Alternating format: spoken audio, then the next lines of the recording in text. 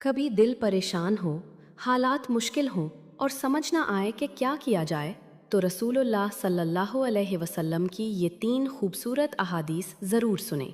मुमकिन है इनमें से कोई एक बात आपके दिल को वो सुकून दे दे जिसकी आपको तलाश है। अल्लाह ताला अपने बंदों से 70 माँओं से भी ज़्यादा मोहब्बत करता है। ज़रा सोचें, जब एक माँ अपने बच्चे के लिए इतनी मोहब्बत रखती है, तो हमारा रब हम पर इससे भी ज़्यादा रहम फरमाने वाला है। इसलिए कभी अल्लाह की रहमत से मायूस न हो। रसूलुल्लाह सल्लल्लाहु अलैहि वसल्लम ने फरमाया, दुआ इबादत है।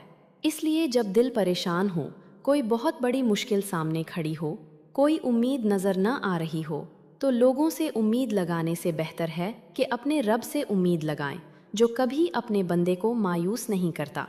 तो अपने रब के सामने हाथ उठाएं और बताएं अपने रब को कि या मेरे रब, मैं बहुत परेशान हूँ, मेरा ये मसला है। वो रब ज़रूर सुनेगा, आप बताने वाले तो बने।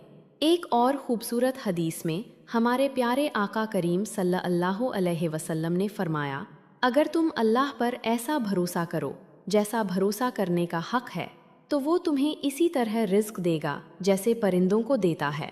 वो सुबह खाली पेट निकलते हैं और शाम को पेट भरकर लौटते हैं। तो रिज्क की फिक्र में परेशान होने के बजाय अपना ताल्लुक अल्लाह से मजबूत करें, कोशिश करें और अपने रब पर भरोसा रखें। अल्लाह ताला हमें अपनी रहमत पर यकीन रखने, कसरत से दुआ करने और हर हाल में अपने रब पर कामिल भरोसा रखने वाला बनाएं।